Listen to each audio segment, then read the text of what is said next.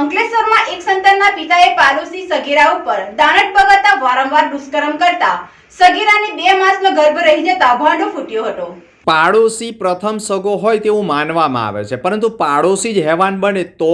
ભરૂચ જિલ્લાના અંકલેશ્વર શહેરમાં પાડોશીએ જ પાડોશીની સગીર વયની દીકરી પર દાનત બગાડી પોતાની હવસ સંતોષવા દુષ્કર્મ આચર્યું હોવાની ચોંકાવનારી ઘટના સામે આવી ગઈ છે.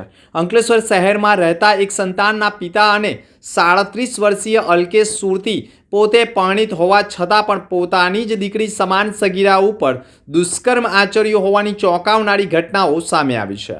અંકલેશ્વરના એક વિસ્તારમાં એક સંતાનના પિતાએ પાડોશમાં રહેતી સગીરાને તું મને ગમે છે કહી વારંવાર પ્રપોઝ કરી પ્રેમજાળમાં ફસાવી વિવિધ સ્થળે મળવા માટે બોલાવી તેની મરજી વિરુદ્ધ શારીરિક સંબંધો બાંધ્યા. વારંવાર શારીરિક સંબંધ બાંધ્યા બાદ સગીરાને ગર્ભ રહી ગયો હતો, જેને લઈ પેટમાં દુખાવો શરૂ થતાં માતા દ્વારા તેણીને હોસ્પિટલ લઈ જતા જ તબીબી પરીક્ષણમાં સગીરાને 2 માસનો ગર્ભ હોવાનું સામે આવતા માતા અને પરિવાર પણ ચોંકી ઉઠ્યો હતો.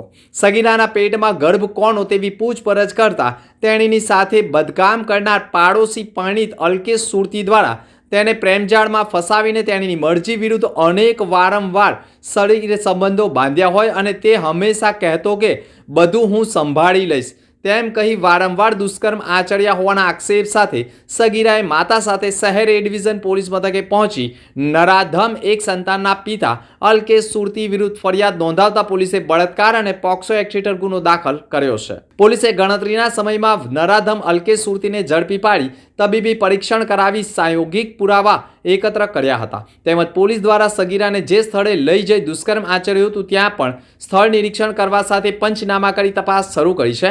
એક સંતાનના પિતા અલ્કેશ સુરતીએ સગીરા પાસે સોશિયલ મીડિયાના માધ્યમથી તેના અભદ્ર ફોટા પણ મંગાવ્યા હોય તેના આધારે બ્લેકમેલ પણ કરતો હોવાનું પણ ચર્ચાનું કેન્દ્ર બન્યું છે. હાલ તે દિશામાં પણ પોલીસે તપાસનો દોર લંબાવ્યો છે.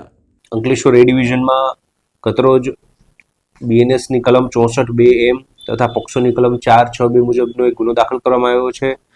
જે મુજબ પોક્સોમાં એક આરોપી અલ્કેશ સુરતીને અટક કરીને ગુનો દાખલ કરી અને એની આગળની કાયદેસરની કાર્યવાહી કરવામાં આવી છે. જેમાં ભોગ બનનારને પેટમાં દુખાવો થતાં ડૉક્ટરી તપાસ દરમિયાન જણાઈ આવેલ કે 2 માસનો ગર્ભ છે. તે અન્વયે તપાસમાં ખબર પડેલ કે જ્યારે સગીર હતી દરમિયાન આ પ્રકારનો ગુનો બનવા પામેલ હતો, જેથી પોલીસે તાત્કાલિક તેની ફરિયાદ લઈ તે બાબતની FIR દાખલ કરી અને આરોપીની અટક કરીને કાયદેસરની કાર્યવાહી કરેલ છે.